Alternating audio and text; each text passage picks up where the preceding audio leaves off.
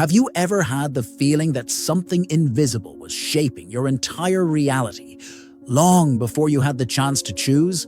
As if a force older than your memories, subtler than your thoughts, had decided for you, silently. This force has a name. It lives inside you. It disguises itself as normality, as routine, as life happening.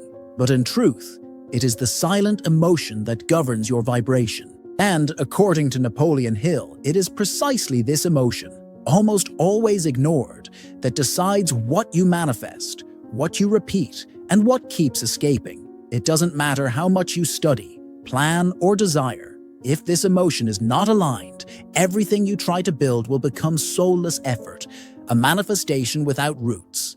Hill taught us that all great achievements begin with a burning desire, but he also warned, when this desire is fed by a sabotaging emotion, such as the fear of not being enough, what was supposed to be a seed becomes self-sabotage. It's like trying to light a fire using wet wood. You have the desire, you have the fuel, but the spark never sustains. Ralph Waldo Emerson, in his timeless wisdom, reminds us, "What you are echoes so loudly that I cannot hear what you say, and what you are is emotion before it is thought. It is frequency before it is attitude. It is vibration before it is word." You can repeat affirmations, do visualizations, follow all the manifestation rituals.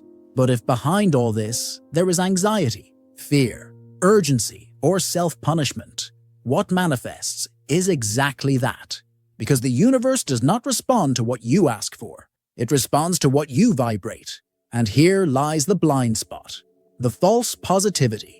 The motivation that hides desperation, the search for improvement that in fact is masking fear of failure, the urgency to get out of here that reveals the deep shame of still being where you are. It's not that you're not trying, it's that many times you're trying with an unregulated heart. And the heart, that magnetic field that emits your energetic signature, does not respond to coercion, it responds to emotional truth. Hill used a powerful metaphor. Desire is like a magnet. But what if that magnet is inverted? What if, instead of attracting your dreams, it is tuned to scarcity, guilt, or despair? The answer is obvious, but painful. It will attract everything you want to avoid, because it is not desire that creates. It is the emotion behind it. Desire alone is an impetus. Emotion, however, is the field. It is the soil. It is what sustains or sabotages every manifestation. This video is a call, a dive, a whispered truth for those who have grown tired of fighting reality and have begun to suspect that the battle is internal, not against themselves, but against the denied emotion, the one you don't want to feel, the one you push down every time you try to appear strong, positive, or productive.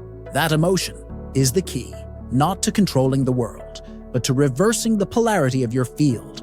Because when you master what you feel, without running away, without masking, without avoiding, the universe finally hears who you really are and responds in resonance, in precision, in love. The vibrational error that seems like strength but is resistance. Sometimes what we call strength is just accumulated tension. Resistance disguises itself as productivity. Haste dresses up as determination. And anxiety puts on a mask of focus. But the body knows, the heart feels, and energy doesn't lie. When you try to act with confidence, but vibrate in self-sabotage, what the universe captures is not the intention of your gesture. It is the emotional field that sustains it. And if this field is impregnated with fear, insecurity, or urgency, it doesn't matter how well rehearsed your actions are. They don't create, they only resist. Vibrational resistance is subtle. It appears when you try to prove something, when each step is a silent attempt to justify your existence. When your effort, however noble, carries behind it the silent question, "Am I good enough now?" That's when the action stops being creative and becomes reactive. You're not moving to expand, you're moving to escape. And everything that comes from escape is born without roots. Napoleon Hill spoke of burning desire as the engine of achievement. But this desire needs to be aligned with emotional truth. Because when desire is accompanied by the feeling of, I need this to feel whole, it becomes a prison.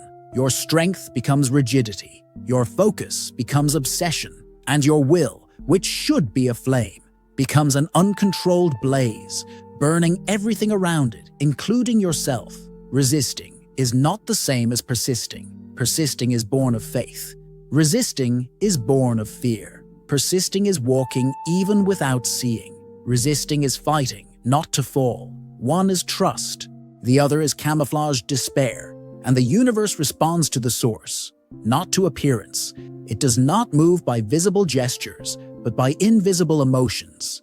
It does not bend to your will. It resonates with your vibration.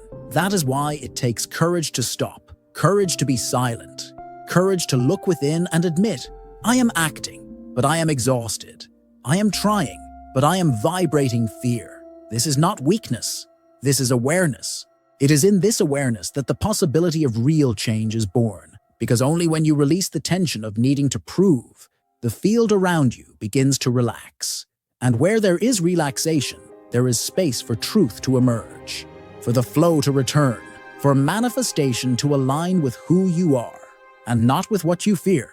Why most manifest the opposite of what they desire. There is a silent pain that almost no one verbalizes, but many carry in their hearts. The frustration of trying, desiring, visualizing, and still seeing the opposite happen, as if the universe had its back turned, as if the effort to manifest turned into a cosmic irony. You ask for abundance, and debts come. You ask for love, and you find yourself more alone. You ask for healing, and the body responds with pain. It seems unfair. But it is not punishment, it is vibrational coherence. What most people do not understand is that the vibrational field does not respond to conscious desire. It responds to the dominant emotion, and almost always this emotion is hidden behind the noblest intentions. Behind the desire to prosper, there may be fear of scarcity. Behind the desire to be loved, there may be the old pain of abandonment. Behind the goal of evolving, often lies the shame of who you have been. And this emotion, the one that vibrates deep in the chest, is what commands the field. Napoleon Hill once said that the human mind, when emotionally charged, is like a transmitter. But what you transmit is not always what you want. It is what you feel most consistently. And this is often a reflection of the unconscious, because the unconscious does not speak with words. It speaks frequently, with emotional habits, with repeating patterns. It sends silent messages to the universe saying, this is what I know, this is what I accept, this is what I vibrate. Most people do not manifest what they want, because they want one thing, but vibrate another. Vibrate doubt, vibrate scarcity, vibrate unworthiness, vibrate urgency. And each of these emotions creates a field that repels what you want. Because the universe does not deliver what you want with force. It delivers what you sustain with coherence. Therefore, the real work is not in desiring more. It is in feeling differently, in clearing the field, in healing the emotion that contradicts your request. It is painful to realize that sometimes we are our own vibrational saboteurs. But this pain can also be liberating, because if the cause is within you, the cure is also there. Not outside, not in the results, but in the emotion that you harbor every day, even without realizing it. This emotion, which you may have learned to ignore, is the key. And by recognizing it, you begin to align not only with what you desire, but with what you are. And when what you are vibrates in harmony with what you desire, reality begins to reorganize itself. Silently, precisely, effortlessly. The primary emotion that defines your energetic destiny. There is an emotion that you avoid feeling, a feeling that, when it approaches, you quickly disguise with distractions, tasks, or attempts at positivity. This emotion is not new. It was formed long ago, perhaps in childhood, perhaps in the silence of some loss, perhaps in the loneliness of a wait too long. It has become the invisible foundation of your vibration, and even though it is avoided, it is the point of origin of what you emit, and therefore of what you experience. This primary emotion is what you hold in your body when the world is silent, It is the feeling that arises when no one is looking. It is the frequency that governs your decisions, your speech, your posture, even when you try to appear otherwise. It does not shout but leads. It does not show itself but organizes. It does not ask for permission. It vibrates, and the universe responds. Napoleon Hill said that desire is the starting point of all achievement, but he also showed us that desire cannot be isolated from emotion.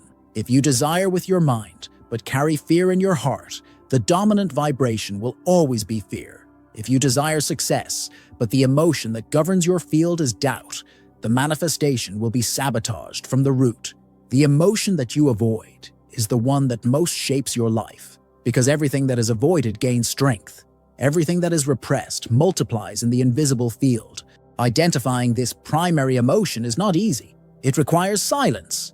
It requires courage. It requires presence. Sometimes it disguises itself as impatience.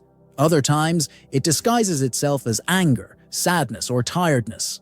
But deep down, it almost always has a name. Fear of not being enough, fear of being rejected, fear of never being seen. And as long as this emotion is the soil in which your intentions are planted, the fruits will come out deformed. Because it is not what you want that matters. It is what you feel when you want it. Transmuting this emotion does not mean eliminating it. It means welcoming it, naming it, giving it space, letting it reveal itself without shame, without censorship. When this happens, the energy begins to reorganize. The emotional field aligns. The vibration changes.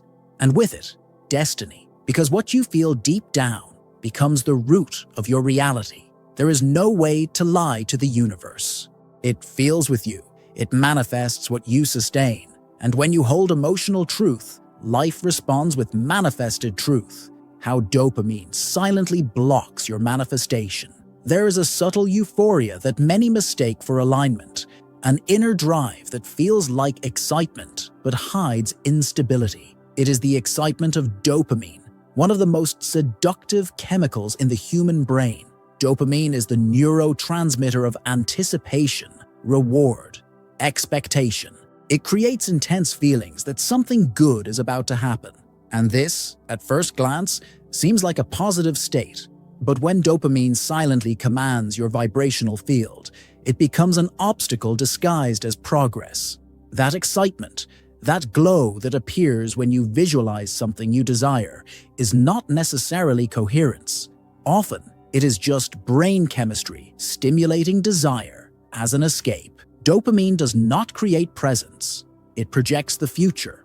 And when the body is constantly activated by this pursuit of quick pleasure, it enters a state of vibrational oscillation. You vibrate expectation, not alignment. You vibrate urgency, not certainty. You vibrate haste to arrive, not gratitude for the now. And every true manifestation begins, paradoxically, with surrender. Napoleon Hill spoke of burning desire as a generative force. But real desire is calm, stable, silently intense. It doesn't need to prove anything. It doesn't depend on peaks of stimulation. It vibrates from the inside out. Dopamine, on the other hand, is volatile. It addicts the body to immediate rewards, likes, compliments, quick results. And this emotional addiction disrupts the field of manifestation, because when the focus is on the reward, the vibrational center shifts from creation to expectation. The dopaminergic cycle works like this. You imagine something, feel a brief ecstasy, start to act driven by this euphoria. But it soon passes. And when it passes, frustration sets in, emptiness sets in. The thought that something is wrong with you arises, when in fact, what was wrong was the origin of the impulse.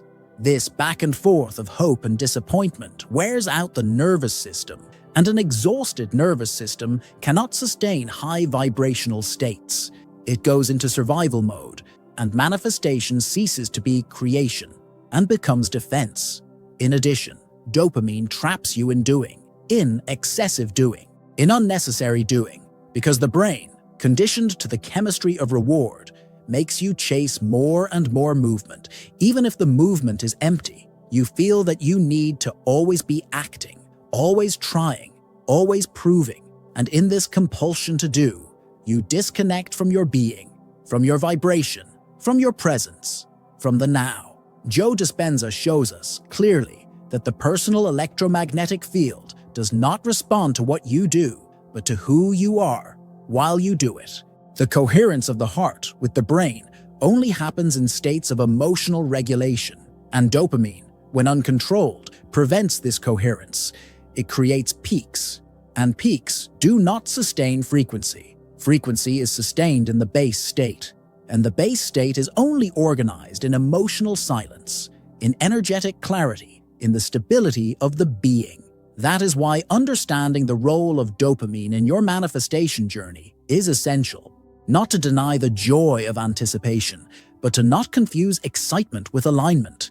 The most powerful manifestation happens when desire is not an escape, but a natural reflection of who you have become. When you desire, but don't need. When you feel, but don't demand. When you act, but don't force. This state of vibrational neutrality, of conscious surrender, is the antidote to the dopaminergic cycle of self-sabotage. And only when dopamine loses control does the heart take the lead again, and reality finally begins to respond to your essence, and not to your haste. The trap of acting to prove your worth. There is a silent motivation that moves thousands of people every day, and that, on the surface, seems like strength.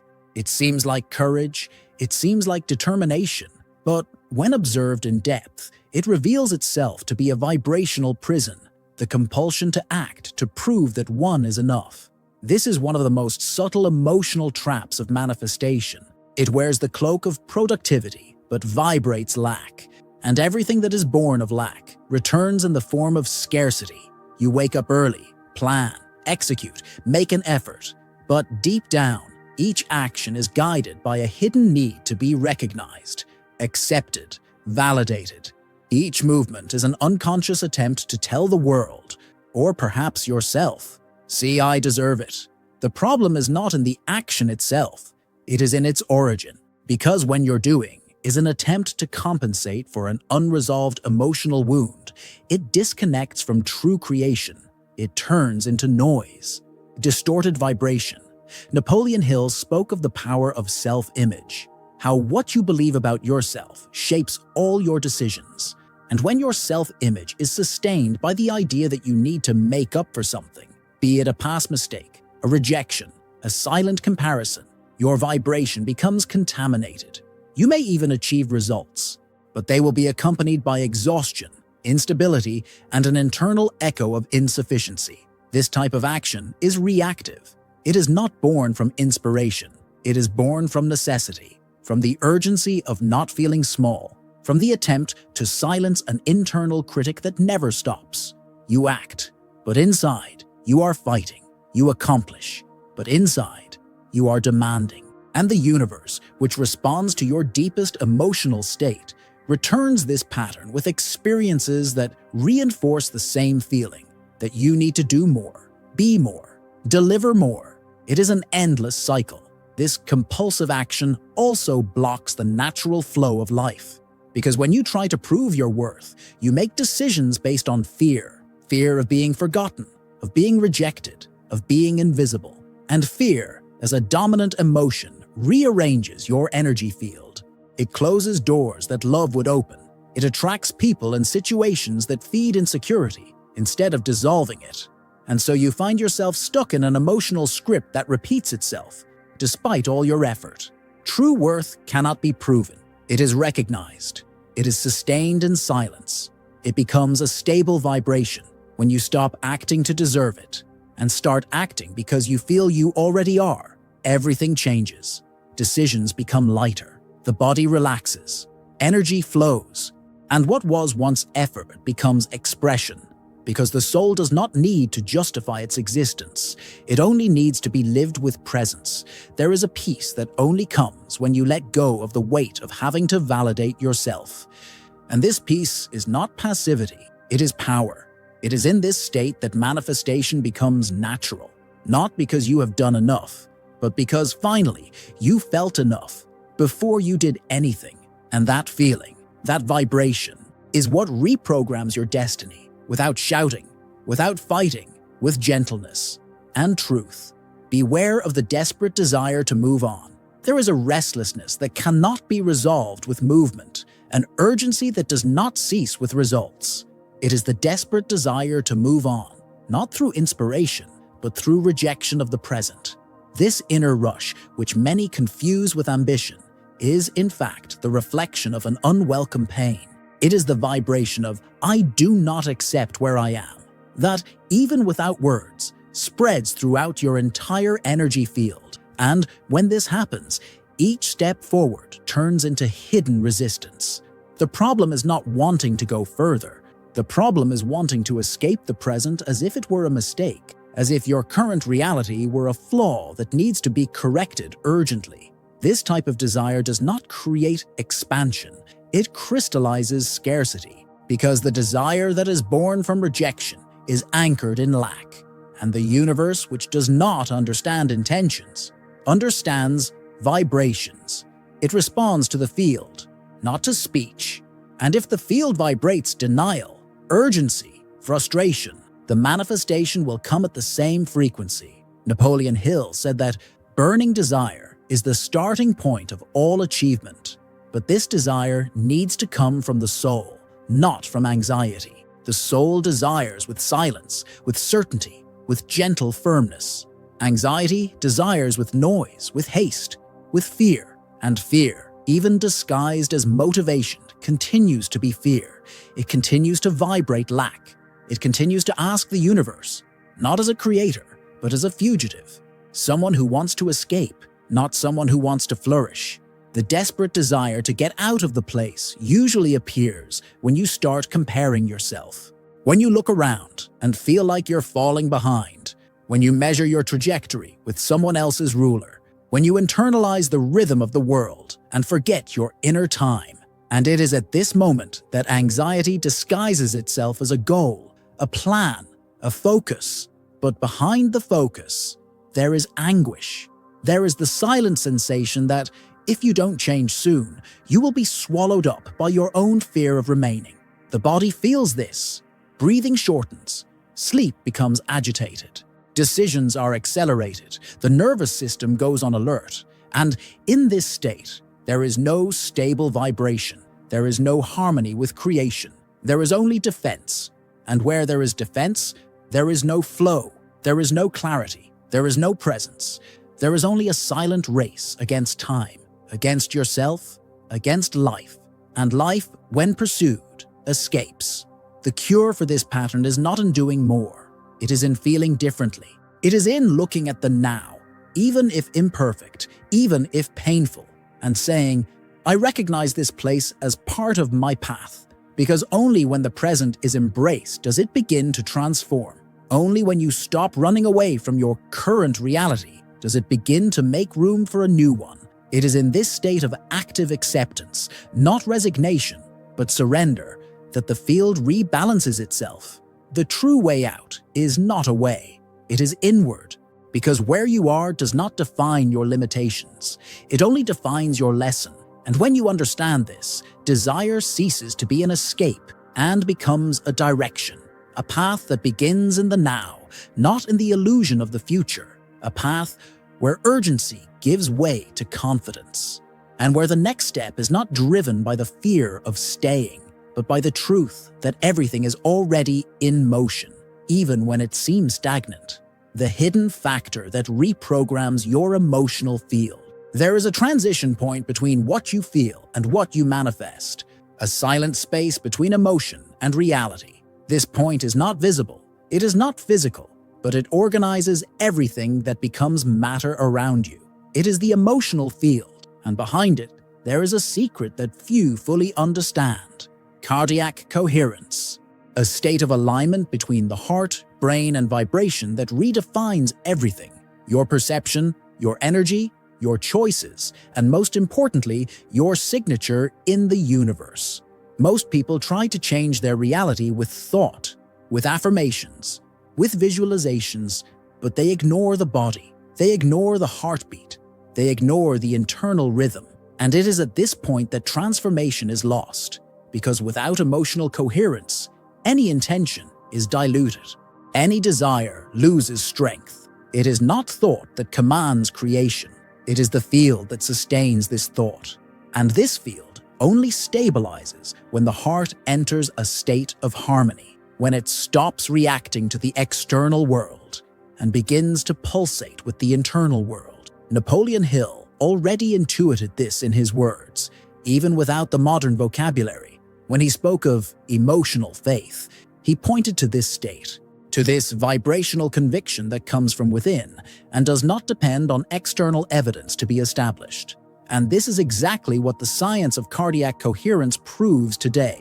When you breathe with intention, when you feel gratitude sincerely, when you access internal states of peace, the heart sends different signals to the brain, and the brain reorganizes the entire nervous system in response.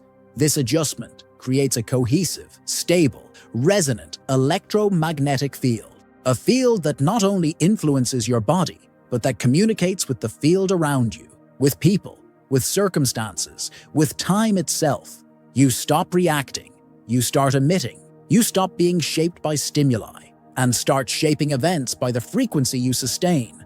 This is the hidden factor, the invisible detail that separates those who desire from those who manifest. Most people still believe they need to do more, plan better, speed up their steps. But anyone who has experienced this state of coherence knows true creation is silent. It is internal. It is energetic. It begins when the heart stops fighting against the present moment, when it beats in peace, even without guarantees, when it becomes the center of vibration, no longer hostage to the agitated mind.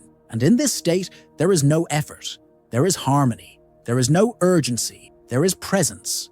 There is no desperation. There is clarity, because the heart, when in coherence, accesses a wisdom that the mind alone cannot understand. It knows the path. It feels the time. It guides with precision that which thought only tries to imagine. And this inner guide, when respected, transforms not only your energy, but the quality of everything you attract. With less struggle, with more truth, with total connection, the illusion of control as an escape from primary emotion. There is a subtle strategy that the ego uses to protect the heart from pain. Controlling every detail, planning every step, foreseeing every possibility. It seems like responsibility. It seems like awareness. But many times it is just escape. Escape from the emotion that hurts too much to be felt. Escape from the emptiness that threatens to overflow if you stop for a moment. Escape from the sadness that hides behind the constant effort to keep everything under control. Control is a form of armor, a way of not surrendering to internal chaos. You say that you are organizing your life, that you are building a future, but inside you are trying to silence an ancient voice that whispers, "If I am not in control, something bad will happen." This belief, rooted in memories of pain, is one of the greatest vibrational traps, because the universe does not respond to your attempt to control. It responds to the fear that fuels this attempt. And this fear, when not welcomed, becomes the core of your manifestation. Napoleon Hill spoke about the importance of firm decision, of clarity, of purpose. But what he also showed us, even between the lines, is that true confidence does not come from control. It comes from conscious surrender, from surrender with presence. The courage to feel what is repressed, instead of trying to correct the external world to avoid feeling it. Because often, the desire to control the future is just an unconscious attempt to escape the present. You try to visualize, affirm, program, but if the center of your energy is the fear of loss, the manifestation will always be unstable. Because the universe does not work with what you want to avoid. It works with what you are emanating. And if you are vibrating against chaos, against pain, against the possibility of error, then that is exactly what expands. The frequency of rejection of the present prevents the future from arriving in peace. The illusion of control also isolates. It isolates you from yourself, from others, from life itself. Because when everything needs to be under surveillance, there is no room for fluidity. There is no room for the unexpected. which is often where the miracle hides. The rigidity of control prevents the dance with the mystery, and every true manifestation happens in this space where control dissolves and trust pulses gently. Allowing yourself to feel is not the same as giving up. It is the opposite. It is recognizing that feeling is the portal. That unwelcome emotion is the true source of external disorganization. That the world outside does not need to be perfect for the world inside to become stable. When you begin to accept that you do not need to dominate everything, something inside you relaxes. Your body breathes differently. Your heart slows down its rhythm. And it is in this relaxation that the field changes. Not because you forced it, but because finally you allowed it. True transformation happens when you stop fighting with life, when you stop using control as a defense, and start using emotion as a compass. You do not need to know the next step. You just need to be fully in the now. Because when you are present, the universe understands the path and walks with you without resistance, without masks, only with truth and harmony. Why positive thinking can take you away from what you want. There is a widespread belief in modern spirituality that positive thinking is the key to manifesting a new reality.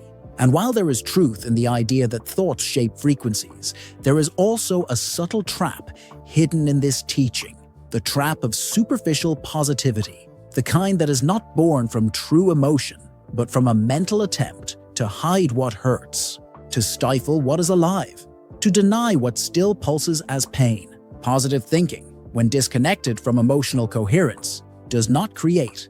It masks, it represses, it distorts. And the universe, which responds to vibration and not to words, notices this incoherence. It notices when the "I believe" is coming from a body that is on alert, when the "it will work out" is just an attempt to control fear, when the affirmation of hope is nothing more than a veneer over anguish. In this state, manifestation does not take place because the field is divided.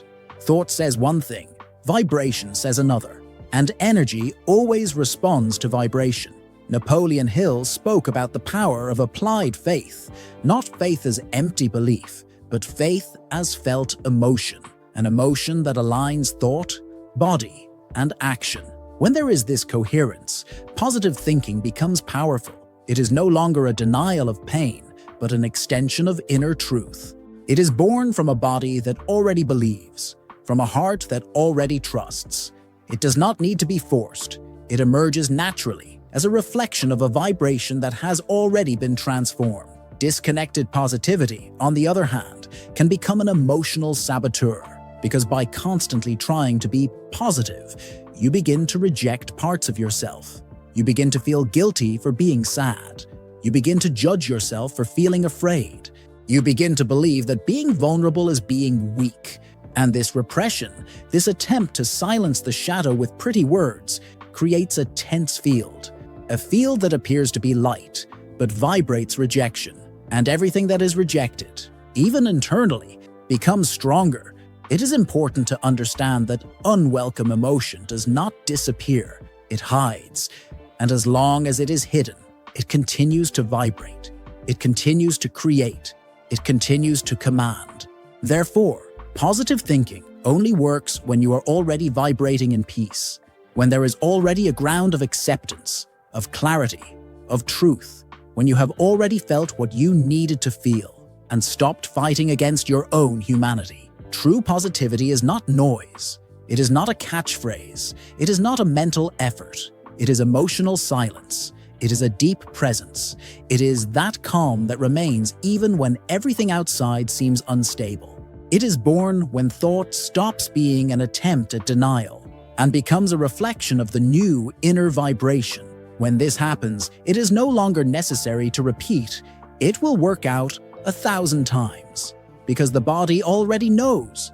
The field is already vibrating, and the universe has already listened, with precision, with resonance, with love. Conscious transmutation of the dominant emotion in 4 minutes a day. There is a moment when the body needs to be listened to more carefully than the mind.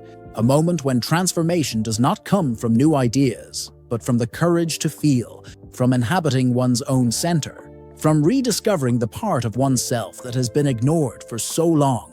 It is in this intimate and silent space that emotional transmutation happens, not by magic, not by empty technique, but by presence, by surrender, by truth. The dominant emotion, the one that shapes your reality, even without your conscious permission, does not dissolve with effort. It does not dissolve with denial. It integrates. And this process of integration can begin with something simple, almost invisible. 4 minutes of radical presence. 4 minutes a day in which you stop running away, stop thinking, stop acting, and just feel, just observe, just breathe along with what hurts, without wanting to solve it, without wanting to run away. This time, however short, has the power to open a crack in emotional automatism, to interrupt the cycle of reactivity that conditions your vibration. Because when you allow yourself to feel the repressed emotion without judging it, without repressing it, without labeling it, it begins to lose control over your field. It becomes seen, and everything that is seen with love begins to dissolve into light. This is the principle of conscious transmutation. It is not fighting, it is looking. Napoleon Hill spoke of the importance of controlling emotions so that they do not sabotage the mind. And today, with the wisdom of emotional neuroscience, we understand that the simple act of observing an emotion without resistance activates the prefrontal cortex, the part of the brain responsible for self-regulation. In other words, feeling with presence reconfigures the brain itself. And this neurological adjustment reorganizes your energy field. This is the bridge between science and spirituality, the body as a channel for vibrational transformation. 4 minutes. This is the silent invitation from consciousness for you to rebuild your energy base from feeling. Breathe deeply. Bring to mind a recent moment that caused discomfort. Instead of looking for an explanation, just feel what your body reveals, where it hurts, where it tightens, where it contracts. Stay there. Don't rationalize. Just be. And with each exhalation, surrender. Surrender control. Surrender fear. Surrender expectation. Allow the emotion to be just energy in motion, because that's what it is.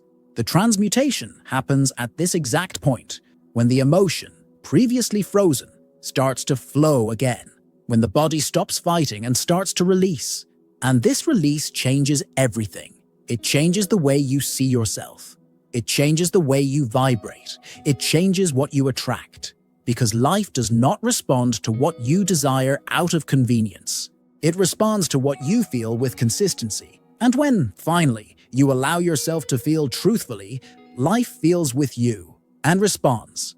In alignment, in compassion, in transformation, applied neuroscience. The role of the emotional amygdala in sabotaging high intention. Inside your brain, there is a small almond-shaped structure called the amygdala. Small in size, but immense in impact. It is one of the first to form and one of the last to be understood. The amygdala is like a silent alarm. It detects danger before reason even has time to intervene. And that is exactly where the paradox of manifestation lies. You can have a high, clear, luminous intention, but if your amygdala is in a state of alert, it will block your creative frequency. Manifestation does not happen only with the conscious mind. It requires a body that is in a state of safety, and the amygdala is the center that decides whether you are safe or not. It does not respond to words.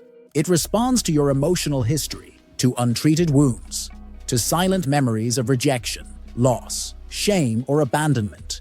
Even if you are visualizing abundance, if your amygdala associates money with danger, it will activate defense mode. And in defense mode, the vibrational field collapses.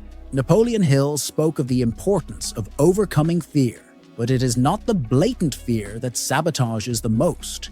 It is the silent fear, the one that lives in the body, in muscle tension, in accelerated heartbeats, in decisions made on impulse. The fear that manifests itself as procrastination, as doubt, as anxiety. All of these signals are responses from the amygdala. They are indications that, despite your desire, there is a part of you that does not yet feel ready to receive. The good news is that the amygdala can also be retrained. It can be calmed. And this doesn't happen with positive thinking, but with safe emotional repetition, with practices that signal to the body that it's safe to thrive, it's safe to love, it's safe to relax. The energy field begins to reorganize itself when the nervous system realizes that it no longer needs to defend itself all the time. And this realization begins with small gestures of presence, with conscious breathing, with daily silence, with self-care touches, with guilt-free breaks. It is in this place of inner safety that elevated intention finds space to take root. The mind may desire it, but it is the body that allows it.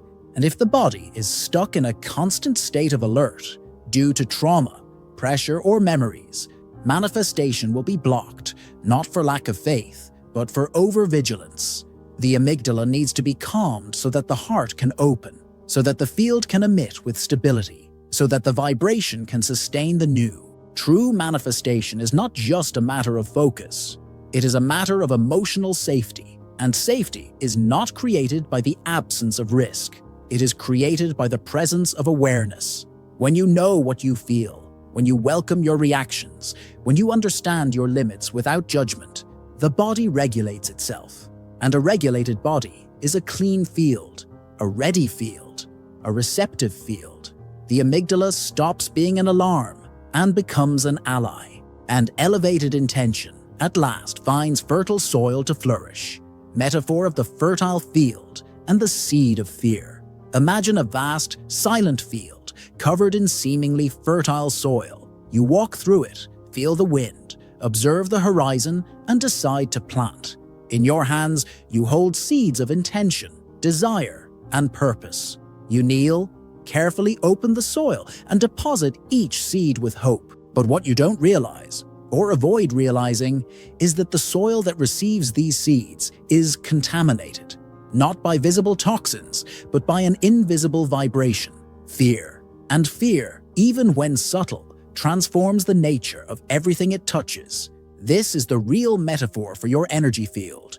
You can have the highest intentions, you can know all the techniques, master the rituals, affirm with conviction. But if the soil where these intentions are planted is vibrating with insecurity, scarcity, self-demand, the manifestations that spring from there will carry distortions.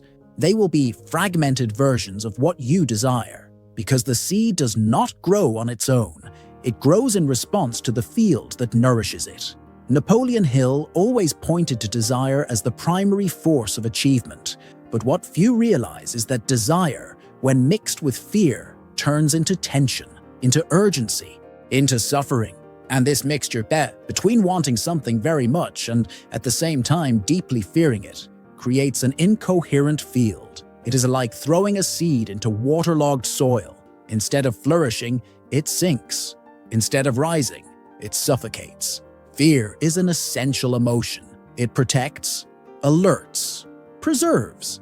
But when it is not recognized, when it is pushed under forced positivity, it infiltrates the field with even more force. It acts between the lines. It manifests itself as silent doubt, as subtle procrastination, as automatic comparisons, and most dangerously, it becomes the emotional backdrop to your decisions. You act, but from a place of defense.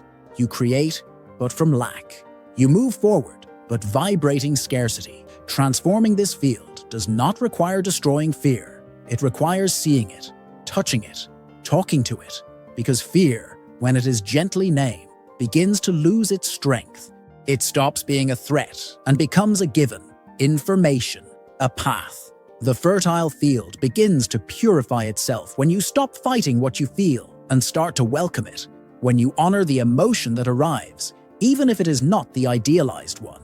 When you understand that fear is not the end of the manifestation, but the exact point where it can begin again. Every time you allow yourself to feel what you fear, without identifying with it, you transform the vibrational soil.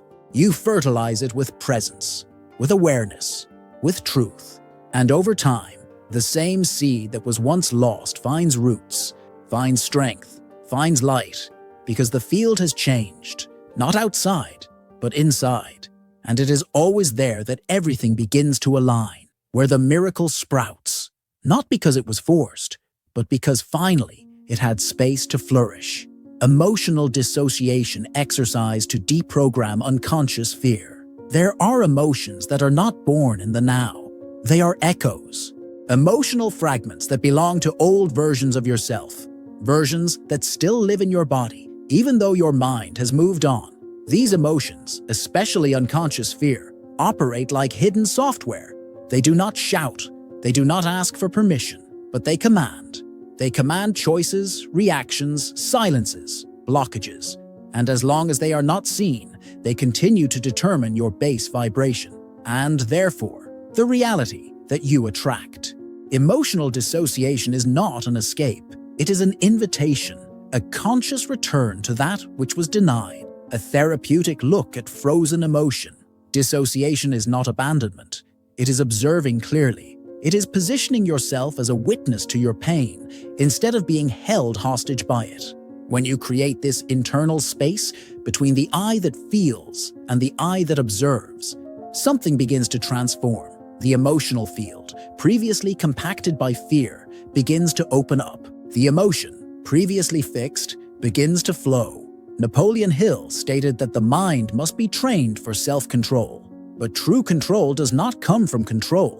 It comes from acceptance, from compassionate presence, from the constant practice of recognizing without judging, from remembering that the fear that paralyzes you today was protection yesterday. It was created by a part of you that did not want you to suffer again, and that is why it remains there, even without apparent meaning. It believes that it is still fulfilling its function. The exercise begins with breathing, not just any breathing, but one that is an invitation, not a command. Take 3 deep breaths, focusing not on the air, but on the emotion that comes to the surface. Where does it live in your body? In your chest? In your stomach? In your throat? Observe it. Stay with it. Don't try to change anything. Just say to yourself, I see you. I know you're there. This simple and silent phrase has the power to dissolve years of emotional freezing, because what fear wants most is to be recognized. After observing, you can name it. No drama, no exaggeration, just like someone introducing a child. This is the fear of failure. This is the shame of not being enough. This is the emptiness of not having been loved. When the emotion is calmly named, it reorganizes itself in the brain. The limbic system, responsible for automatic emotional responses, begins to communicate with the neocortex. Consciousness takes the helm. The field adjusts. At the end of the exercise, say to yourself, today I don't need to protect myself from this. Even if you don't believe it right away, say it softly. This phrase begins to rewrite the program. It sends a new signal to the amygdala, the nervous system, the vibrational field, because emotional security is not in the external world. It is in your ability to be with what you feel, without getting lost in what you feel. Emotional dissociation is not a technique. It is a gesture of love, a gesture of return, a reunion with parts of yourself that just wanted to be seen. And when these parts are embraced, fear begins to recede, not by force, but by uselessness. He understands that he no longer needs to command, because now there is presence, there is awareness, there is a new vibration supporting the path. And this changes everything, from the inside out, silently, irreversibly, with truth and freedom. True story. A businessman who only began to prosper when he stopped fighting his own insecurity. He was successful on the outside, the kind of person who inspires confidence with a firm handshake, a sharp speech, a busy schedule. He had a solid company, important clients, an impressive resume. But on the inside, he felt small, insecure, as if everything he had built could crumble at any moment. And this feeling haunted him, silently, even in moments of greatest achievement. It was as if prosperity had arrived, but he had not yet reached it. For many years, he believed that he needed to hide it, that admitting his insecurity was the same as giving up the respect he had earned. And so he began to overcompensate, to overload his schedule, to increase his risks, to maintain a consistent performance. Each new client was an attempt to prove he was good enough. Each new goal, an escape from the emptiness he felt when he was alone. But his body began to give him signs. insomnia, anxiety attacks, increasing irritation over small things, and little by little, his energy began to drain. It was at this point that he sought help, not to understand the market, but to understand himself. And what he discovered was simple but devastating. He didn't trust who he was, only what he did. His worth was entirely tied to the result, and that's why it was never enough. No matter how much he achieved, how much he earned, how much he was praised, his inner vibration was always the same, that of someone who still needed to prove himself. And this vibration, despite generating achievements, didn't sustain peace or fulfillment. The turning point came when he stopped. Literally, he stopped forcing himself. He stopped hiding. He stopped ignoring his insecurity. And he started to dialogue with it, to recognize it as part of his story, to understand it as an ancient voice, born from past experiences, not as an enemy, but as a messenger. He learned to sit with his fear, to breathe with it, to ask, "What do you want to show me?" And instead of resistance, presence began to emerge. Over time, his decisions changed, not because he started working less, but because he stopped acting against himself. He stopped using success as a shield. He started choosing projects that had soul. He started speaking more truthfully, delegating, trusting. And ironically, or perhaps naturally, it was precisely in this state of greater calm, acceptance, and coherence that his company truly flourished. The results came with more ease. Relationships improved. Financial returns increased. This story is not just about success. It is about attunement, about how the universe responds not to your effort, but to your state. And the state of inner struggle, even if hidden on the outside, vibrates insecurity, vibrates urgency, vibrates rejection. But when there is acceptance, there is alignment. And alignment changes everything. Not just what you attract, but how you feel about what you attract. He learned, as so many are learning now, that true power does not lie in dominating the external world. It is about making peace with the inner world, because it is this world, invisible, sensitive, vibrational, that controls the flow of life. And when you reconcile with it, everything begins to find its place. With more truth, with more soul, with more abundance, from the inside out, as it should always be. The fatal error of trying to force divine time with anxiety, disguised as focus. There is a space between your desire and its fulfillment, a sacred, invisible, often uncomfortable, but absolutely necessary space, divine time.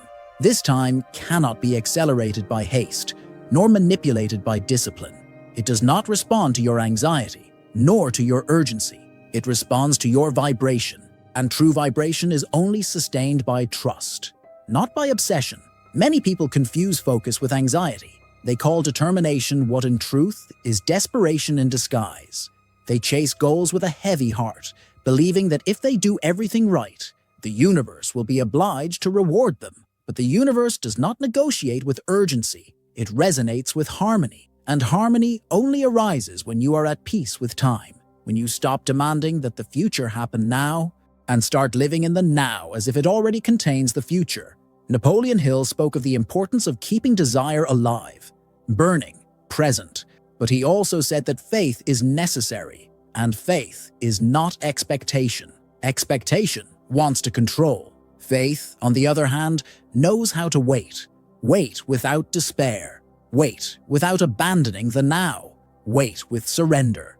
When you try to force divine timing, what you are really doing is vibrating scarcity. You are saying, without words, "I don't believe it will happen, so I need to push." And the universe understands this push as resistance, as lack, as fear. Anxiety disguised as focus is treacherous.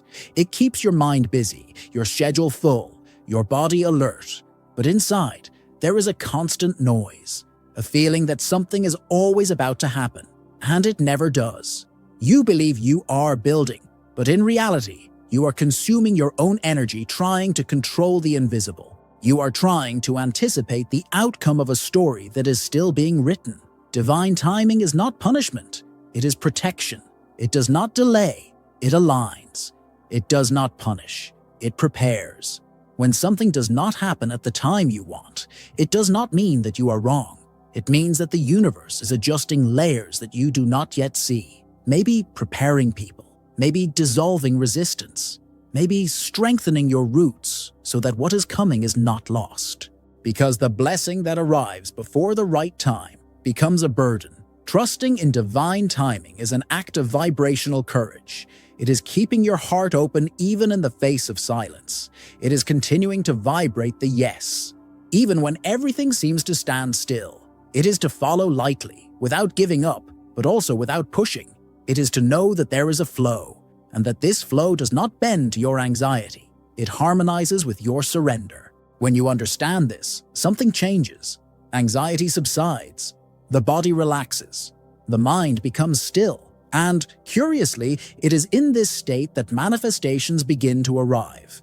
Not because you have done more, but because finally you have stopped getting in the way. You have stopped forcing time, and you have started to respect the rhythm of life.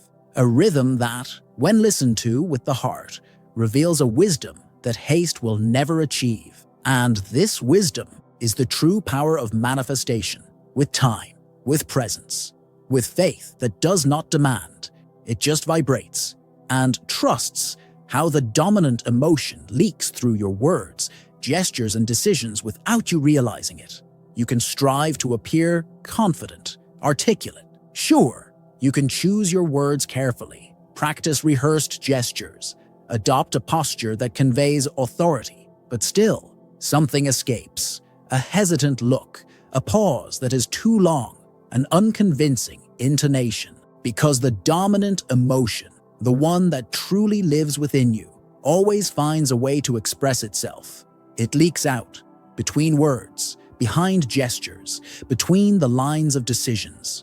Napoleon Hill stated that emotionalized thought, combined with faith, tends to come true, to materialize. But what happens when the thought is loaded with fear, doubt, insecurity? It also materializes, not in the form of achievements, but in the form of subtle sabotage. The dominant emotion does not need to be shouted to be heard. It manifests itself in the tone of voice, in the choice of words, in the energy you emanate when you enter a room. You can say, "I can do it." But if, deep down, you feel that you are not capable, your body gives in, your shoulders slump, your gaze shifts, your breathing becomes shallow, and others notice, even if unconsciously. Because true communication is not just in what is said, but in what is felt. And what you feel, especially what you try to hide, becomes the primary message. Joe Dispenza teaches us that the electromagnetic field of the heart is a powerful tool for co-creation. When we align our thoughts and emotions with higher intentions, we emit a frequency that attracts experiences consistent with that vibration.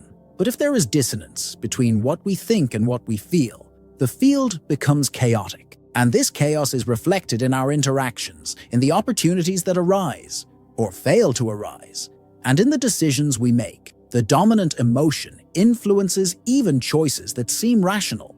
You may believe you are making a logical, fact-based decision, but in reality, you are being guided by an unrecognized fear, a need for approval, or a long-standing insecurity. And these decisions, however well-intentioned, end up perpetuating patterns that you want to break. Recognizing the dominant emotion is the first step to transforming it. It's not about eliminating it, but about understanding it. It's about asking, what is this emotion trying to show me? Instead of suppressing it, you embrace it. Instead of resisting it, you listen.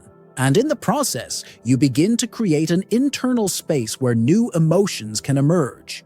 Emotions that support the realities you want to manifest. Transformation doesn't happen through techniques or strategies alone. It happens when you become aware of the emotion that's in charge. When you stop fighting it and start dialoguing with it. Because in the end, it's not what you say that shapes your reality, but what you feel. And when feeling and words align, you become a magnetic force, capable of naturally attracting everything that resonates with your new vibration. A stoic mental model for reconnecting with your creative frequency. Stoicism, often misunderstood as emotional coldness, is actually one of the most profound philosophies about presence, inner responsibility, and vibrational power. The ancient Stoics did not ignore pain. They did not reject the chaos of life. On the contrary, they sought to inhabit the world with the full awareness that the only true freedom is that which arises from internal response, not from external control. And this ancient wisdom connects directly with what we now call the creative frequency. When you live at the mercy of the external world, of what is said, what is expected, what happens, your vibration sways like a leaf in the wind. You vibrate according to the mood of others, according to the result that arrives, according to the praise you receive. And in this state, there is no creation. There is reaction. The field is not emitting. It is absorbing. It is in constant defense. And defense, however sophisticated, is a vibrational blockage. The Stoic model teaches us something simple but transformative. It does not matter what happens. What matters is how you respond to it. And that response is not a gesture. It is a vibration, a silent choice to maintain energetic integrity, even in the face of discomfort. It is what Napoleon Hill would call emotional self-discipline, the ability to remain in one's center, even when everything around invites imbalance. Applying this model to manifestation means understanding that it is not about manipulating reality, but about maintaining a stable frequency in the face of it. It is not about forcing the universe, but about becoming so internally coherent that the universe has no choice but to respond to your new vibration. This is true power, not the power to control, but the power to create from an unshakable state of consciousness. To do this, it is necessary to cultivate three fundamental Stoic attitudes: presence, acceptance, and responsibility. Presence to perceive what is being felt without escape, acceptance to welcome reality as it is without resistance, and responsibility to respond to what arises with vibrational integrity, not with emotional impulse. These three attitudes reorganize the field. They clear the noise. They silence the ego and amplify the being. The creative frequency is not euphoria. It is firmness. It is not agitation. It is depth. It is born from a heart that does not need to prove, from a mind that does not need to control, and from a body that knows how to inhabit the now. When you access this state, your choices change. Your energy changes. And what seemed impossible begins to come closer, not by magic, but by coherence, because the universe responds exactly to what you are, and not to what you pretend to be. Stoicism does not distance you from emotion. It teaches you to honor it without being commanded by it, to feel it without being swallowed by it. And in this subtle balance between feeling and sustaining, you rediscover your vibrational axis, the exact point where your presence becomes manifestation, where your vibration becomes direction, where your life finally begins to reflect what is most true within you, with firmness, with lightness, with purpose. The hidden power of emotional non-reaction as a technology of manifestation. In a world that values quick responses, immediate opinions, and intense reactions, non-reaction seems, at first glance, like weakness, as if choosing not to respond were synonymous with indifference. But in fact, emotional non-reaction is one of the greatest expressions of vibrational power. It is not apathy. It is presence. It is not denial. It is awareness. It is the ability to remain in oneself, even when everything around us invites us to lose control. When you react automatically, you surrender your field to the external stimulus. You become a mirror, not an emitter, and manifestation ceases, because there is no true emission in someone who is always at the mercy of what happens outside. Napoleon Hill, when he spoke of the mind as a garden, reminds us that it needs to be cultivated with intention. And non-reaction is the art of protecting this garden, of preventing weeds from growing due to emotional carelessness. Non-reaction is an energetic technology. It does not suppress feeling, but it prevents feeling from becoming impulsive. It creates a space between what happens and what you vibrate in response. And it is in this space that freedom begins, the freedom to choose the vibration that will be emitted, the frequency that will be sustained, the state that will be maintained even in the face of turbulence. It is in this space of pause, which can last a second or an entire day, that the body reorganizes its frequency, the breathing stabilizes, the field returns to its axis, the mind slows down, and at that point of silence, you stop being someone reacting to life and become someone creating with life. You reconnect with your inner source, and from that point on, everything that comes from outside no longer has the power to drag you down. Non-reaction also reveals a deep secret. What hurts you is not what happens. It is what you vibrate in the face of what happens. Hurt, anger, frustration are emotional reactions that you have learned to feed, but they can be deactivated, not denied, but transcended. And this transcendence begins with inner silence, with the recognition that you are not what you feel, you are the one who feels. And therefore, you can choose not to follow the impulse. Joe Dispenza shows us that by interrupting the automatic cycle between stimulus and response, we create new synapses, new neural pathways, new possibilities of behavior, and consequently, of reality. Non-reaction is, therefore, a form of reprogramming, a key to changing not only how you live, but what you attract. There is no true manifestation without emotional mastery. And the first step to this mastery is not to control, it is to pause. It is to take a deep breath in the face of criticism.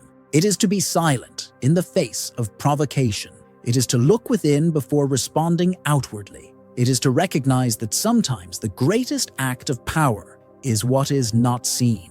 It is what is not said. It is what is felt with presence and dissolved with love.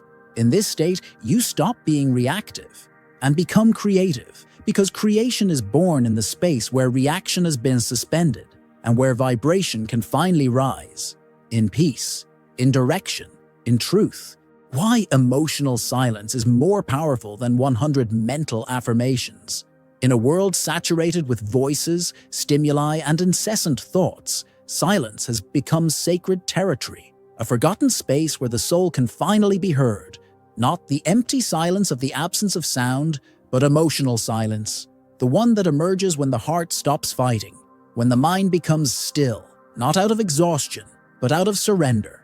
And it is in this silence that the true power of manifestation resides. Mental affirmations are useful. They reorganize thoughts. They restructure beliefs. But when they are not aligned with the body, with feelings, with the heart, they become loose words. They are seeds thrown to the wind. They do not take root, because the mind can repeat whatever it wants, but the universe responds to vibration, and the purest vibration is born in the space where there is no effort, where there is no noise, where there is only presence. Napoleon Hill spoke about the principle of autosuggestion, the repetition of positive ideas to shape the subconscious, but he also understood, albeit intuitively, that this repetition only has power when it is charged with emotion, and not just any emotion, but the emotion that is born from the center, from the connection with something greater, from the state in which you are not trying to convince the universe, but are allowing it to manifest through you. Emotional silence is this state. It is the fertile soil where intention takes root. It is the field free of resistance, haste, and demands. It is the space where the soul whispers, "Yes, now." In this state, you do not need to repeat 100 times that you are prosperous, loved, and sufficient, because your body already vibrates this, your heart already knows it, and the universe has already captured it. This silence is also a place of healing, of internal listening, of encountering parts of yourself that have been forgotten, ignored, and run over by the rush of external manifestation. When you become silent, these parts return. They do not shout, they do not demand, they simply reappear. And when they are seen, the vibration expands. The field reorganizes itself, because everything that is reintegrated emits light again. Emotional silence is a magnetic field. In it, brain synapses reorganize. The nervous system regulates itself. The heart becomes coherent, and it is in this state of inner harmony that the electromagnetic field of the human body becomes more powerful, sharper, clearer, like a vibrational beacon, it begins to emit an unequivocal message to the universe. I am ready. Ready not because it said so, but because it was silent. When silence arrives, the universe responds.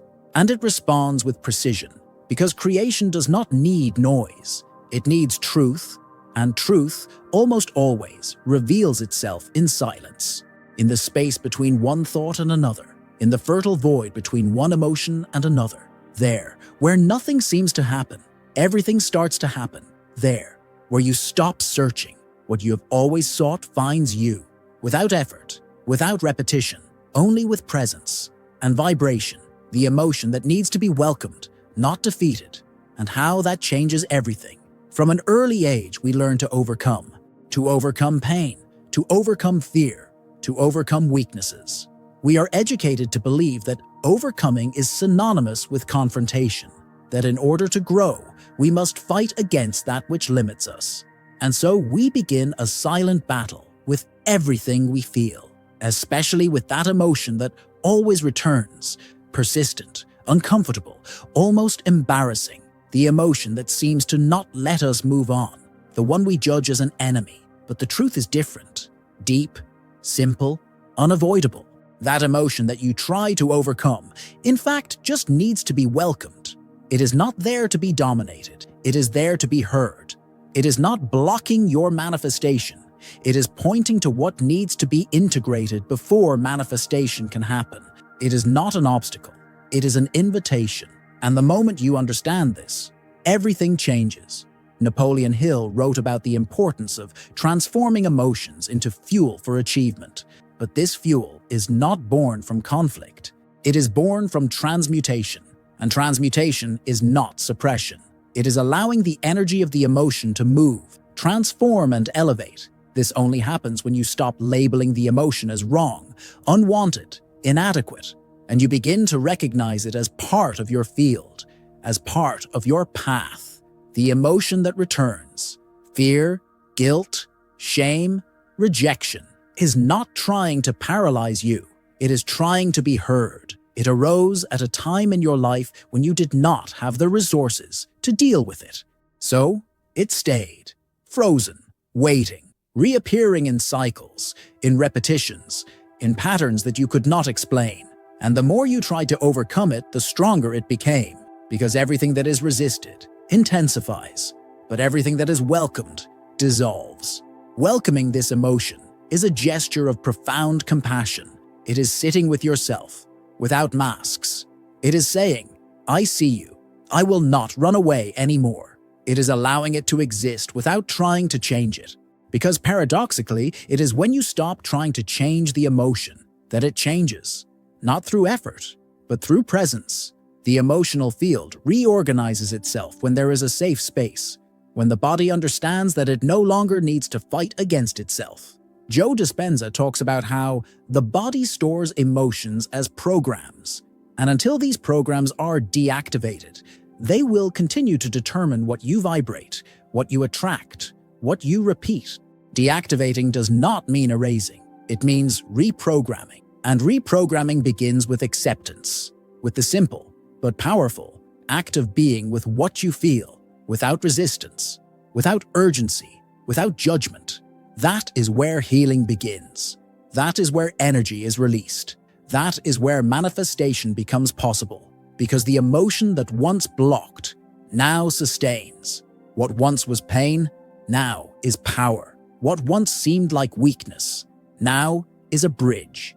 Acceptance is the key, not to fix, but to reconnect with who you were, with who you are, with who you are becoming. In this gesture, everything aligns. Everything transforms, in silence, in truth, in love. The only emotion that shapes your reality when you stop running from it. There comes a moment in the journey when everything comes together. All the lessons, all the cycles, all the pains, and all the victories converge at a single point, a point of silent revelation.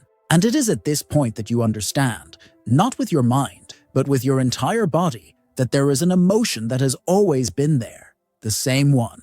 The one that returns, the one that repeats, the one that pulsates like a constant background note, even on the brightest days. And this emotion, which you may have called weakness, an obstacle, a saboteur, is in fact the invisible mold of your reality. It shapes you not because it is stronger than you, but because it is ignored, because you run from it, because on some level you still believe that if it were felt fully, something inside you would crumble.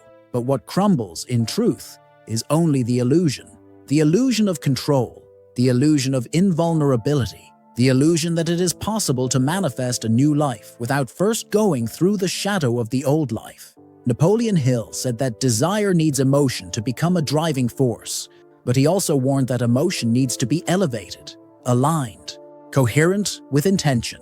If the basis of your creation is fear, even disguised as focus, discipline, spirituality, everything you manifest carries the seed of distortion, and the cycle repeats itself, not as punishment, but as coherence. Joe Dispenza shows us that the electromagnetic field you emit does not respond to what you desire once a day, but to what you feel consistently, to your base vibration. And this vibration is formed by the emotion that you hold in silence, that you do not confess, that you do not face, that you cover with positivity or camouflage with productivity, but it remains, generating your reality, pulling experiences, recreating patterns. The real turning point happens when you stop running away, when you look within and, with deep sincerity, ask, what emotion have I been avoiding feeling? And when the answer comes, perhaps with tears, perhaps with relief, you stay, you breathe, you hold that emotion as if you were holding a wounded part of your own inner child, without judgment, without rushing, without wanting to fix it. In that very moment, the field changes, because you have changed, not on the outside, but at the center. And that center is now no longer holding resistance. It is holding truth, and truth has a silent vibration that moves the entire universe. You no longer need to convince life that you are ready. You are, because there is finally an alignment between what you feel, what you accept, and what you allow to flourish. This is the emotion that shapes your reality, not because it wants to hold you back, but because it is waiting to be released. And when you release it with presence, with compassion, with respect, you also release yourself. You become space for the new to arrive, for abundance to manifest, for love to find fertile soil, so that life can finally align with who you truly are, and not with what you have learned to hide. The next step is inner silence, breathing, listening, because now your vibration is being rewritten, not with words, but with presence, not with effort, but with surrender. And this surrender is the gateway to everything you've ever sought. Hill and emotion as fuel. Desire is essential, but if the underlying emotion is fear, everything you build will crumble in silence. In all of Napoleon Hill's works, there is an almost sacred reverence for the power of desire. He calls it the starting point of all achievements. And, in fact, desire is the first breath of creation. It is what moves, what ignites, what initiates the process of manifestation. But there is something he also made clear, although many have not noticed. Desire alone is powerless if it is not sustained by a high emotion, because it is emotion that gives body to desire. It is she who transforms it from thought into vibration. And if this emotion is fear, everything that is born from it carries an invisible crack, a fragility that sooner or later manifests itself. You can build a career, a relationship, a lifestyle, but if what drove you was the fear of failure, of being rejected, of not being loved, everything that was built will vibrate at that frequency. And even if it seems solid, one day it will collapse. Not as punishment, but due to a lack of vibrational coherence. Fear is a legitimate emotion. It has its function. It protects, alerts, delimits, but it cannot be the fuel for creation because it does not know how to sustain. It only drives in urgency. It accelerates, but does not anchor. It demands, but does not inspire. And that is why so many projects, relationships, and dreams that are born with strength do not sustain themselves, because they were generated from absence and not from plenitude. Napoleon Hill spoke about the power of emotionalized faith.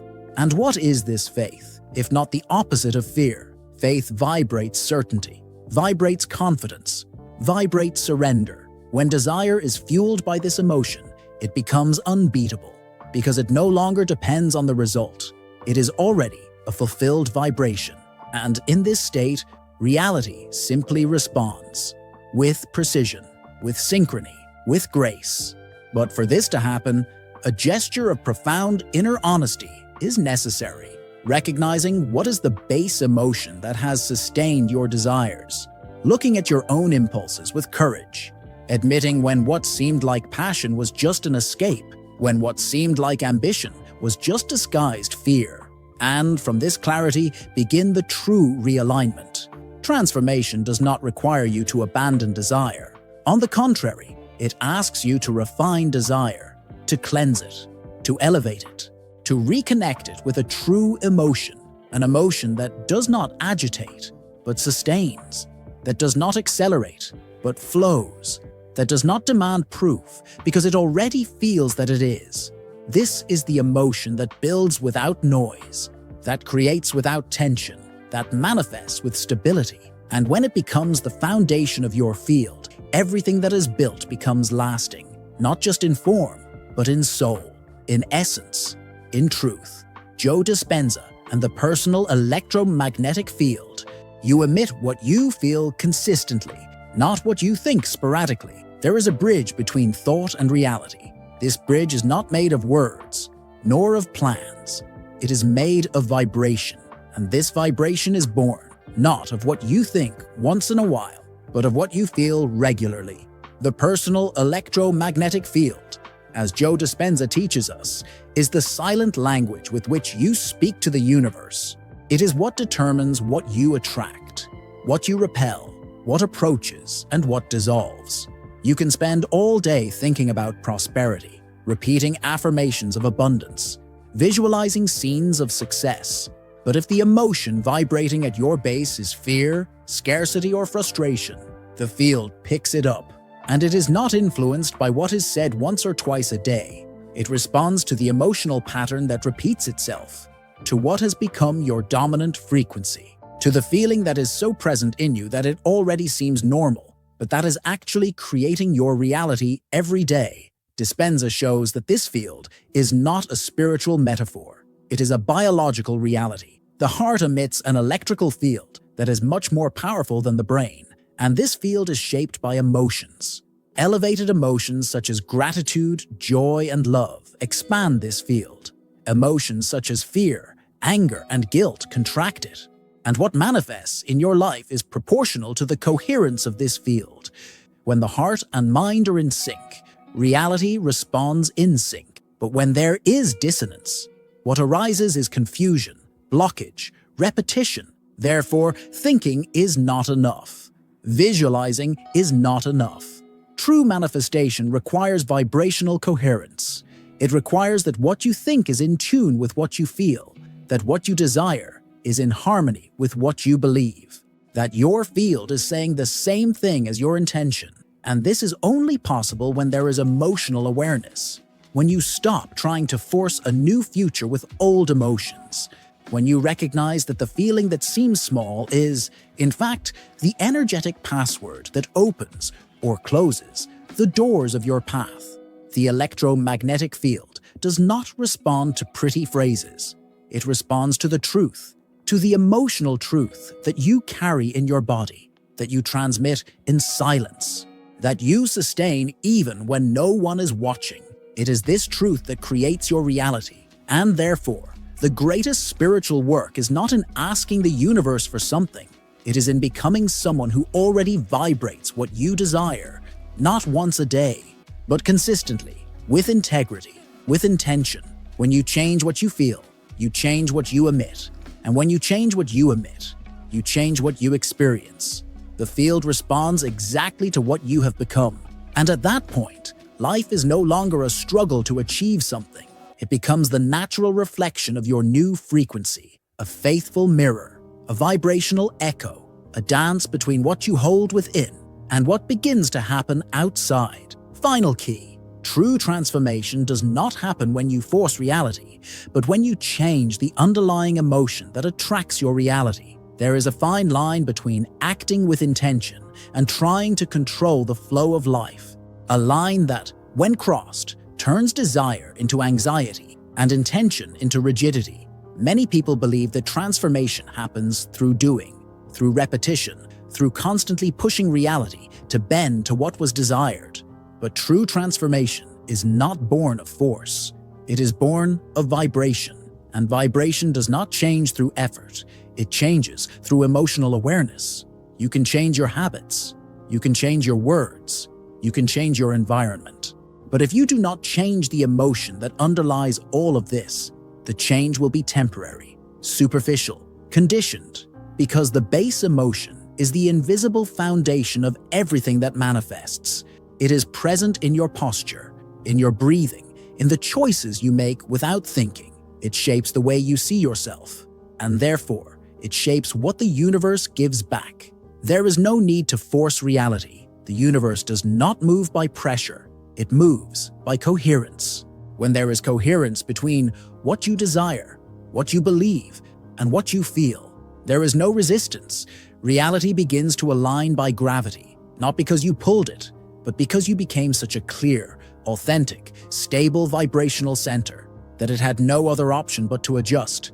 This is the final key, not to want more, not to desire more intensely, but to adjust the field. Raise the frequency of the emotion that you hold most. Replace fear, not with denial, but with presence. Transmute anger, not with repression, but with listening. Calm anxiety, not with escape, but with surrender. Because when the underlying emotion changes, everything changes. And this change doesn't make noise. It doesn't need to be announced. It is felt. It is emitted. It manifests itself. Life begins to respond differently. Situations don't repeat themselves as before. People who come to you vibrate with a different kind of presence. The decisions you make start from another place. Because the center has changed. And when the center changes, the entire movement is transformed. This transformation is silent, but profound. It doesn't happen in a day, but it begins in an instant. The instant you decide to stop fighting with reality and begin to align with who you truly are. That is the point where the cycle breaks, where the new begins, where reality stops being a projection of the past and becomes a mirror of your new vibration. Without effort, without control, with coherence, with truth, with love. Invitation to practice. Master the emotion you fear the most. This is your vibrational liberation. Somewhere inside you, there is an emotion that insists on returning. It appears in moments of silence, in pauses between one project and another, on nights when the outside world falls asleep, and the only company is your own feeling. It is this emotion, the most feared, the most avoided, the most judged, that holds the exact point of your expansion. Not because it is special, but because it is there that you still cannot remain. And everything you avoid continues to control you. Mastering this emotion does not mean eliminating it.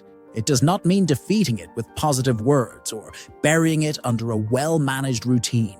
It means doing the opposite. It means getting closer. It means contacting it with the same respect with which one enters a sacred temple, because it is part of you, and parts that are rejected do not disappear. They only create interference. They vibrate in the background, and they silently shape the frequency of your life. Napoleon Hill talked about emotional courage as a factor in decision-making. And decision-making here is not just mental, it is vibrational. Deciding to feel what scares you the most. Deciding to remain in discomfort without giving in to escape. Deciding to listen to fear without letting it drive you. This decision marks the beginning of a new vibration because it signals to the field, I am ready. Ready not to control everything, but to embrace everything. And the universe recognizes this readiness. It feels it. It responds. The emotion you fear holds your vibrational key. It is at the root of your repetitions, at the origin of your blocks, at the center of your impulses. When you begin to master it, with presence, with breathing, with compassion, you reprogram your field. You change what you emit. And when you change what you emit, you change what you receive, not by magic, but by alignment. Joe Dispenza shows that by sustaining a new emotion consistently, you change your state of being. The brain begins to create new pathways. The body begins to recognize new responses. The vibration stabilizes at a new level. But this is only possible when you stop resisting, when you transform the denied emotion into a bridge, a door, into practice. This practice does not require time. It requires surrender. In each moment in which the emotion returns, breathe, stay, feel, acknowledge. Say, if you want, you can be here. I will not run away anymore. This simple gesture changes everything. It transforms the field. It changes destiny. Because what seemed like an obstacle reveals itself as an initiation. Mastering the emotion you fear most is a spiritual act. It is the moment in which the old cycle ends and the new begins. In silence, in presence, in authentic vibration. From that moment on, manifestation ceases to be a search and becomes a reflection of what you are, of what you have welcomed, of what you have stopped fearing, and finally, you have become. Philosophical synthesis. Man becomes what he emotionally sustains for the longest time, not by how much he desires, but by how much he vibrates in coherence. At the heart of every spiritual, emotional, or existential quest is a single hidden question. What am I becoming? This question, even if unspoken, guides every choice, every renunciation, every desire. And the answer, however complex it may seem, is simple. Human beings do not become what they desire. They become what they emotionally sustain, because it is emotion, and not intention alone, that organizes the vibrational field. And whatever you sustain, you manifest. Whatever you repeat, you become. You can desire a new life. You can write plans, declare goals, build visions. But if the emotion that vibrates behind these desires is incoherent, if it is based on doubt, fear, urgency, what materializes is the reflection of that emotion and not the desire itself. The universe does not read your words. It feels your vibrational consistency, and it is this that responds with precision. Napoleon Hill intuited this when he said that desire needs to be emotionalized. He knew that a mind without emotion is ineffective in creating, but he also taught us that emotion alone needs direction. It needs to be cultivated with constancy. A spike in motivation is not enough. It is the daily sustenance that generates the field, the vibration that does not stop even when nothing seems to be changing, the decision to continue emitting coherence even in the void of not knowing. This coherence is a state of being. It is when what you think, feel, and do are aligned. It is when your intention stops being desire and becomes identity. You are no longer trying to achieve something. You are living as if it already is. Not as theater, but as energetic truth, as silent certainty, as embodied vibration. And that is when transformation takes hold, because the universe does not deliver what you want once a week.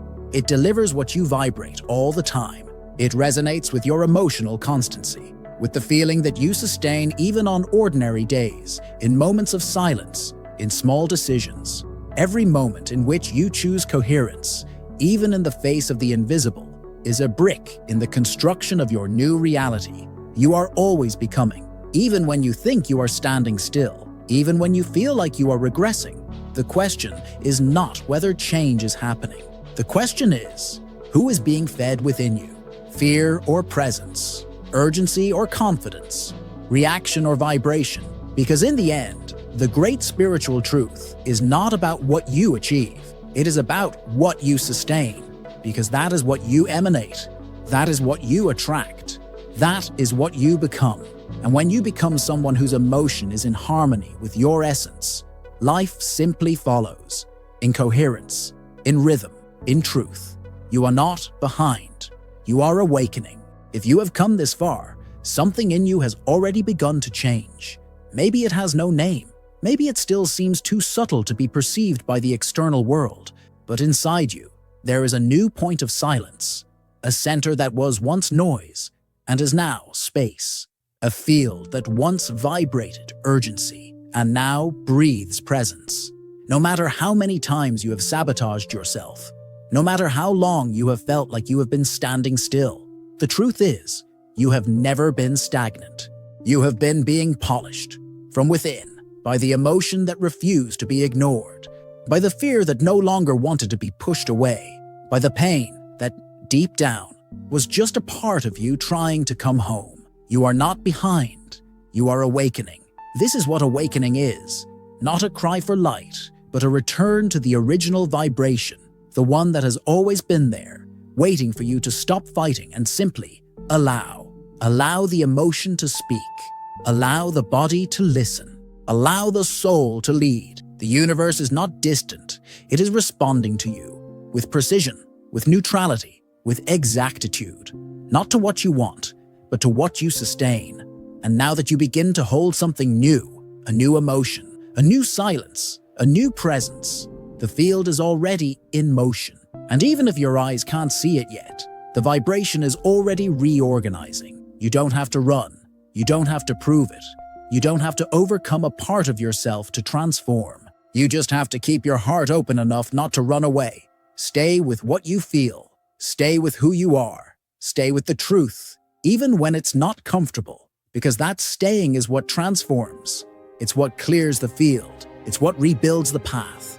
You have already started, and if you have any doubts, close your eyes and feel. Feel your center. Feel your body. Feel what has changed in you just by having heard this sequence of truths. They were not thrown to the wind. They were for you, for the exact point in your soul that needed to be reminded that it is worthy, that it is enough, that it does not need external permission to live what it came to live. Now it is up to you, not to do more, but to sustain, to vibrate with constancy, to become calmly and deeply the reality that you have always sought, and that, deep down, you already knew existed. You are not behind. You are exactly where you need to be to begin creating, with truth, what only your vibration is capable of manifesting, with presence, with soul, with light,